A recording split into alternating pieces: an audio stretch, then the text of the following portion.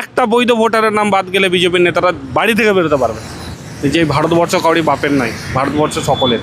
এখানে আমাদের থাকার অধিকার আছে, আমরা ছিলাম, আছি, থাকবো।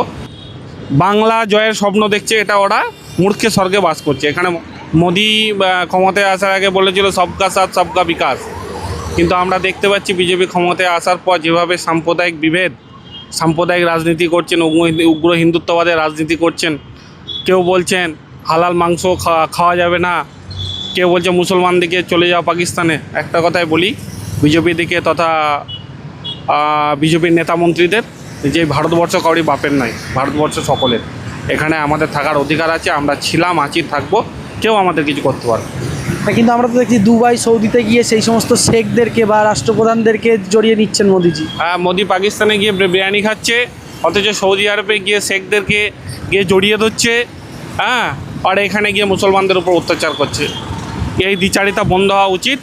আমি মনে করি এই দ্বিচারে দিনে রাজনীতি করলে আগামী দিনে বিজেপি বলে কিছু থাকবে না।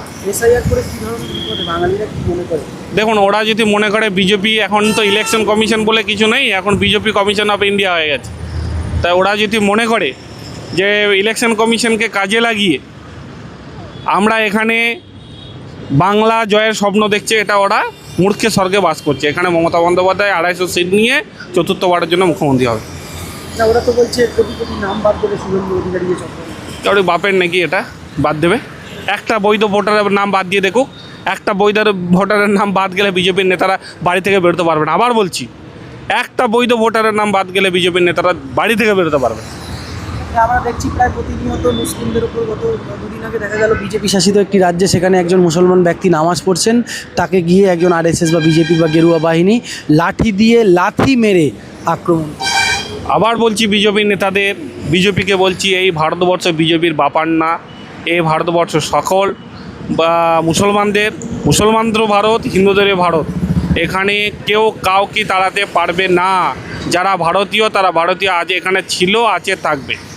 বিএলওদের সঙ্গে কথা বলে যেটা জানা যাচ্ছে, তারা যে আশঙ্কা প্রকাশ করছে যে 28 তারিখের পর বিপুল সংখ্যায় জেনুইন মুসলিমদের নাম বাদ যেতে পারে। আমি বললাম, আবার বলছি, একটা বৈধ ভোটারের নাম যদি বাদ যায় বিজেপির নেতারা বেরোতে পারবে না। ইলেকশন কমিশনকে বলে দিচ্ছি, বৈধ ভোটার বাদ দিলে আপনার ইলেকশন নিয়ে সংশয় আছে। আজকে একটি নিউজ হয়েছে, সেখানে বলছে কন্টেন্ট ক্রিয়েটারদেরকে বিজেপি নাকি 20,000 টাকা করে দিচ্ছে মাসে রিল বানানোর জন্য। এ তো জনগণের ট্যাক্সের টাকায় ওরা নির্বাচনে খরচ করছে, কোটি কোটি টাকা। ওই তো ওদের কাছে ওই নির্বাচনে ওদের ইডি, সিবিআই, তারপরে হচ্ছে কোটি কোটি টাকা। কিন্তু আমাদের কাছে একজন আছে, তার নাম মমতা বন্দ্যোপাধ্যায়, অভিষেক বন্দ্যোপাধ্যায়। তার নেতৃত্বে আমরা নির্বাচনে লড়বো এবং 200-250টার বেশি সিট পাবো। গতকাল নওশাদ সিদ্দিকী এবং সিপিআইএমের মধ্যে একটা জোটের ঘোষণা হয়েছে। ও জোট 2021 সালেও জোট করেছিল, ওখানে কংগ্রেস ছিল। তাতে জোটে কিছু হবে না। সিপিএম শূন্য ছিল, মহাশূন্যে চলে যাবে। আর আগের বারে তবু 6% ভোট ছিল, এবারে ভোট গিয়ে 3% গিয়ে দাঁড়াবে। যৌন হেনস্থা বা শারীরিক গঠন নিয়ে কুমন্তব্য, সিপিএম ঘনিষ্ঠ একজন আইনজীবীর বিরুদ্ধে এফআইআর। তাহলে তারা মিডিয়াতে এসে বড় বড় কথা বলে এবং তাদের নিজেদেরই ঠিক নেই। তারা হচ্ছে যৌন নিগ্রহতে নিযুক্ত, তাদের বড় বড় কথা বলা সাজে না। আমি দয়া করে বলবো, আগে বড় বড় কথা বলার আগে দয়া করে নিজের ক্যারেক্টারটাকে ঠিক করুন। একেবারে বুলডোজারে ভাঙা পড়লো নেহেরুর মূর্তি, মুজিবরের মতো। মানে বাংলাদেশে যে শেখ মুজিবরের যে মূর্তি ভাঙা হয়েছিল আপনি দেখেছিলেন, এবারে দেখা গেল যে আসামে নেহেরুর মূর্তি নাকি ভেঙে ফেলা হয়েছে বলে খবর। এটাই তো ওদের কাজ। ওরা এখানে আরএসএস প্রতিষ্ঠা করতে চাইছে, এখানে গডসেকে প্রতিষ্ঠা করতে চাইছে এবং মহাত্মা গান্ধীকে হত্যা করতে চাইছে। এটাই তো ওদের কাজ, এটা চলবে না। বিজেপি নেতা শঙ্কর ঘোষ বলছেন যে দুদিন পরে আমরা সরকার চালাবো, পুলিশকে হুঁশিয়ারি। ও স্বপ্ন দেখছিল, ভোরবেলায় ঘুম থেকে উঠে স্বপ্ন দেখেছে যে আমরা ক্ষমতায় আসছি, স্বপ্ন দেখেছে। স্বপ্ন বাস্তব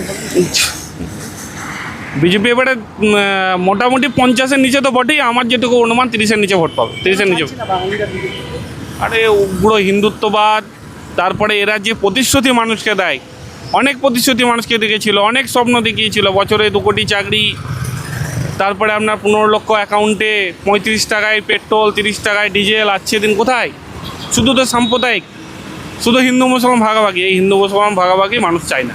কেন বলুন তো বাঙালি বিজেপিকে মেনে নিচ্ছে? বাঙালি কোনো দিনই বিজেপিকে চায় না। এবং ভারতবর্ষের অন্যান্য রাজ্যেও ইলেকশন কমিশন যদি ওদের পাশ থেকে সরে যায়, অন্যান্য স্টেটেও ওদের ক্ষমতা চলে যাবে।